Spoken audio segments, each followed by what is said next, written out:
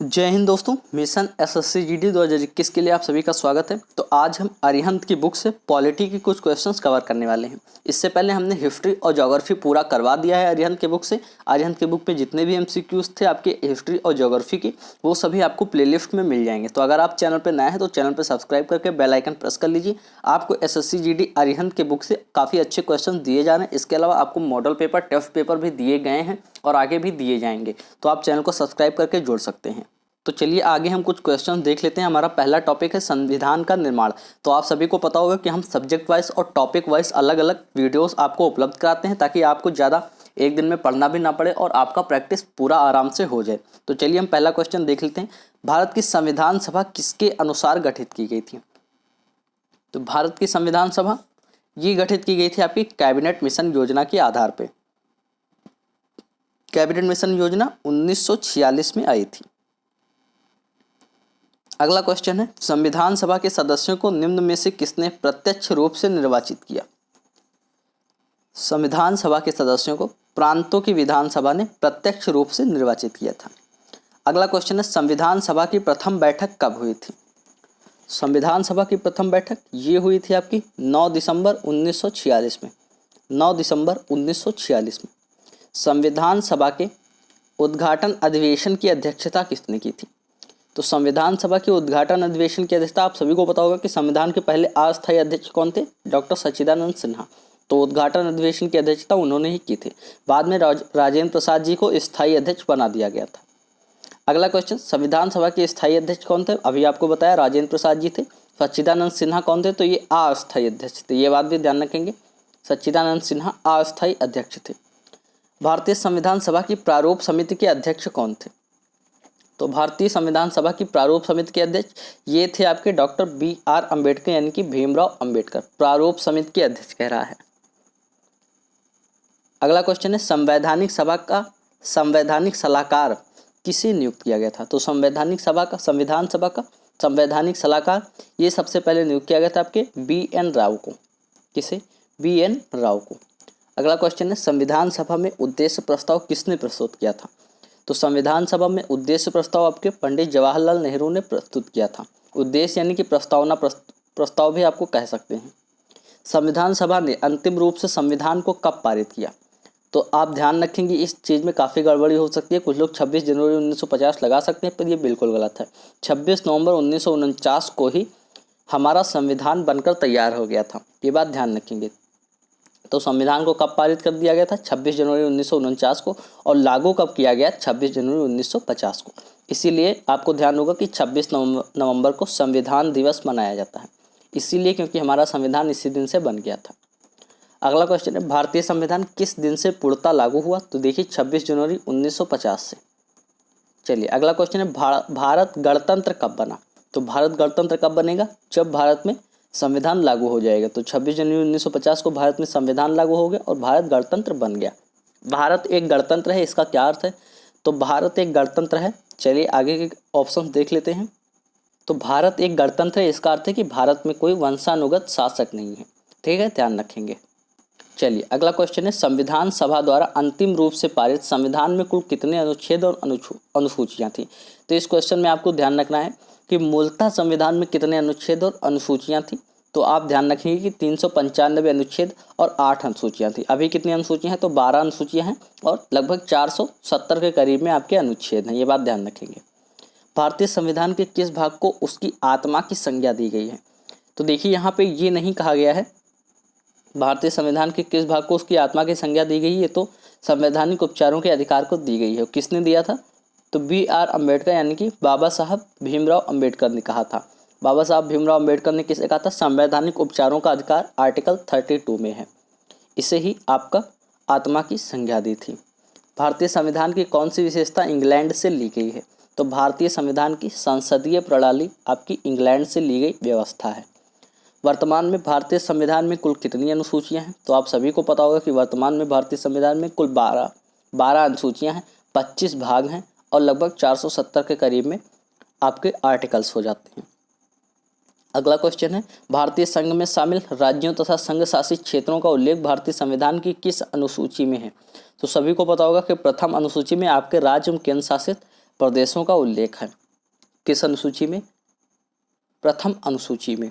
भारतीय संविधान की तीसरी अनुसूची का संबंध किससे है? तो इसके लिए आपको पूरी अनुसूचियां याद करनी पड़ेंगी। तीसरी अनुसूची का संबंध है शपथ एवं प्रतिज्ञा से। प्रतिज्ञा, शपथ एवं प्रतिज्ञा से, यानी कि कौन सा मंत्री या राष्ट्रपति शपथ लेंगे, क्या शपथ लेंगे, क्या शपथ लेंगे, ये इसमें लिखा हुआ है तीसरी अनुसूची में। भारतीय संविधान की किस अनुसूची में राजभाषाओं का उल्लेख है? ये क्वेश्चन काफ़ी ज़्यादा इंपॉर्टेंट है।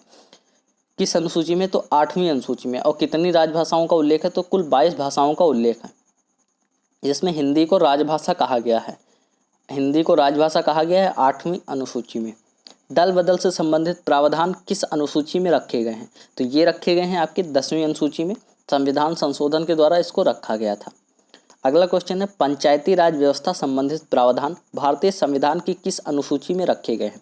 तो पंचायती राज व्यवस्था संबंधी प्रावधान ये आपकी 11वीं अनुसूची में रखे गए हैं। पंचायती राज व्यवस्था पहले आपके DPSPs यानी कि नीति निर्देशक तत्व का भाग थी, आर्टिकल 40 में थी। फिर उसको पूरे देश में लागू किया गया तो उसको 11वीं अनुसूची में रखा गया। आपसे ये भी पूछ सकता है कि पंचायती राज व्यवस्था किसका भाग थी? तो आप बता सकते हैं कि DPSP यानी कि नीति निर्देशक तत्व का। अगर पूछ ले कौन से आर्टिकल का, तो 40वें आर्टिकल का पहले भाग थी। अगला क्वेश्चन है भारतीय संविधान के किस अनुच्छेद में यह अंकित है कि भारत अर्थात इंडिया राज्यों का एक संघ होगा? तो ये आपके पहले अनुच्छेद में, क्योंकि राज्य की परिभाषा पहले अनुच्छेद में ही आपके दी गई है।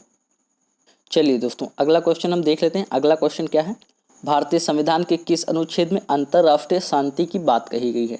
तो भारतीय संविधान के किस अनुच्छेद में कही गई है? अनुच्छेद 51 में। शुभ शुभ ऐसे याद रखेंगे आप कि जो शुभ अंक है वो अंतर्राष्ट्रीय शांति के लिए है। कहते नहीं 51 रुपये शुभ होते हैं, तो वो शांति के लिए ही तो शुभ होते हैं, ताकि शांति बनी रहे घर में। तो अंतर्राष्ट्रीय शांति अनुच्छेद 51 ऐसे करके आप याद रखेंगे।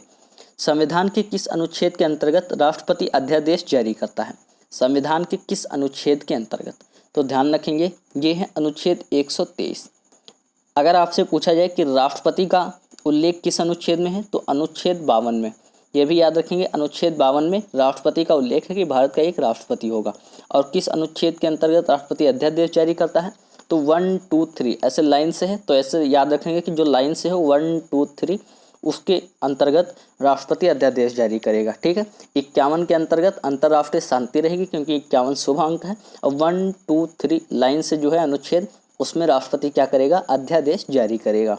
अगला क्वेश्चन क्या है? संविधान के किस अनुच्छेद के द्वारा संघ एवं राज्यों के लिए लोक सेवा आयोग यानी कि यूपीएससी का प्रावधान किया गया है? यूपीएससी एक संवैधानिक संस्था है, ये बात भी ध्यान रखेंगे। तो ये किया गया है अनुच्छेद 315 के। ठीक है, क्या? अनुच्छेद 315 यानी कि 315 के, उसमें आपका यूपीएससी का वर्णन है, यानी कि यूपीएससी का प्रावधान है। अगला क्वेश्चन है भारतीय संघ में किसी राज्य को सम्मिलित करने का अधिकार किसके पास है? तो इसका आखिरी अधिकार संसद के पास है। संसद को एक वो पारित करना होता है, विधेयक पारित करना पड़ता है कि भारतीय राज्य में किसी राज्य को अधिकारता करने के लिए। जैसे हमारा सिक्किम अपने अधिकार में किया गया बाद में, या फिर गोवा 1961 में आपका अपने भारतीय राज्य में सम्मिलित किया गया। तो सब संविधान संशोधन के द्वारा ही सम्मिलित किया जा सकता है।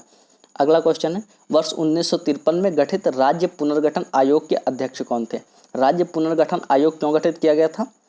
तो ये राज्य की भाषा के आधार पर अलग राज्य बनाने की मांग कर रहे थे कुछ लोग, और ये आयोग गठित किया गया था। इसके थे न्यायमूर्ति फजल अली। इसको फजल अली आयोग भी कहते हैं, राज्य पुनर्गठन आयोग। अगर आपसे कहा जाए कि भाषा के आधार पर गठित होने वाला पहला राज्य कौन सा था, तो वो था आपका आंध्र प्रदेश। आंध्र प्रदेश भाषा के आधार पर सबसे पहले गठित किया गया था। चलिए, अगला क्वेश्चन है सर्वोच्च न्यायालय के निर्णय के अनुसार निजता के अधिकार को संविधान के किस अनुच्छेद के तहत परिभाषित किया गया है? राइट टू प्राइवेसी यानी कि निजता का अधिकार। तो निजता के अधिकार को अनुच्छेद 21 में है, आप सभी को पता होगा। अनुच्छेद 21 आपका क्या है? मूल अधिकार में है। अगला क्वेश्चन है भाषाई आधार पर गठित भारत का पहला राज्य, अभी आपको बताया आंध्र प्रदेश। कौन है? आंध्र प्रदेश। पौंडीचेरी को किस वर्ष भारतीय संघ में शामिल किया गया था? पौंडीचेरी पर पहले फ्रांसीसियों का अधिकार था और इसको शामिल किया गया था आपके 1954 में। 1954 में पौंडीचेरी को शामिल किया गया था और अभी ये एक केंद्र शासित राज्य है। भारतीय संविधान निम्नलिखित में से कौन सी नागरिकता प्रदान करता है? तो भारतीय संविधान आपकी एकल नागरिकता प्रदान करता है। और अगर आपसे पूछा जाए कि अमेरिका कौन सी नागरिकता प्रदान करता है, तो दोहरी नागरिकता की नीति अमेरिका में चलती है। भारत में कैसी नागरिकता है? आपकी एकल नागरिकता है। चलिए, भारत की नागरिकता किस प्रकार प्राप्त की जा सकती है? तो आपका जन्म से, एक सेकंड, भारत की नागरिकता बिल्कुल सही, जन्म से, वंशानुक्रम से या देशीकरण से, इन सभी से प्राप्त की जा सकती है। जन्म का अर्थ है कि आपका जन्म भारत में हुआ हो, और इसका अर्थ है कि वंशानुक्रम यानी कि आपके माता पिता भारत में रहे हों, और देशीयकरण से तात्पर्य यह है कि आपके राज्य को आपके भारत में मिला लिया गया। जैसे सिक्किम को जब भारत में मिला लिया गया तो सिक्किम के जितने लोग थे वो भारतीय हो गए। ठीक है, ऐसे याद रखेंगे। भारतीय नागरिकता का अंत किस प्रकार किया जा सकता है? तो भारतीय नागरिकता का एक तो अंत इस प्रकार किया जा सकता है कि आप किसी दूसरी अन्य देश की नागरिकता ग्रहण कर लें तो हो जाएगा, सरकार नागरिकता छीन ले, नागरिकता का परित्याग करने से भारत का नागरिकता का अंत किया जा सकता है। तो आगे का वो देख लेंगे। वैसे तो इसमें से सभी आपके आंसर हो जाएंगे। उसका राइट आंसर हो जाएगा उपरोक्त सभी प्रकार से। निम्नलिखित में से कौन सी शर्त भारत की नागरिकता प्राप्त करने के लिए नहीं है? प्राप्त करने के लिए नहीं है। तो 34 का राइट आंसर हो जाएगा आपका संपत्ति स्वामित्व। यानी कि कुछ लोग जैसे विदेश से आके यहाँ पे फैक्ट्री वैक्ट्री लगाते हैं तो वो भी तो अपनी संपत्ति लगाते हैं, पर इस आधार पे उनको नागरिकता नहीं मिल सकती है कि यहाँ पे उनकी संपत्ति है। ठीक है, तो इस आधार पे आपको नागरिकता नहीं मिल सकती है कि यहाँ पे आपकी संपत्ति है। चलिए, वर्तमान में भारत में राज्यों एवं केंद्र शासित प्रदेशों की संख्या कितनी है? तो ये करंट का क्वेश्चन है, इसको हम रिलेट करके देखेंगे। वर्तमान में हमारे उसमें 28 राज्य और 8 केंद्र शासित प्रदेश हैं। ठीक है, 28 राज्य एवं 8 केंद्र शासित प्रदेश है, ये बात ध्यान रखेंगे, इसमें नहीं है तो इसको अभी नहीं देखेंगे। तो अब हमारे संविधान के जितने निर्माण के कुछ मूल अंग थे वो यहाँ पर ख़त्म होते हैं। अगला वीडियो आपको मूल अधिकार और नीति निर्देशक सिद्धांत पे मिलेगा। तो अगले वीडियो का वेट करिए, चैनल को सब्सक्राइब करके बेल आइकन प्रेस कर लीजिए। चलिए मिलते हैं अगले वीडियो में, तब तक के लिए जय हिंद, जय भारत।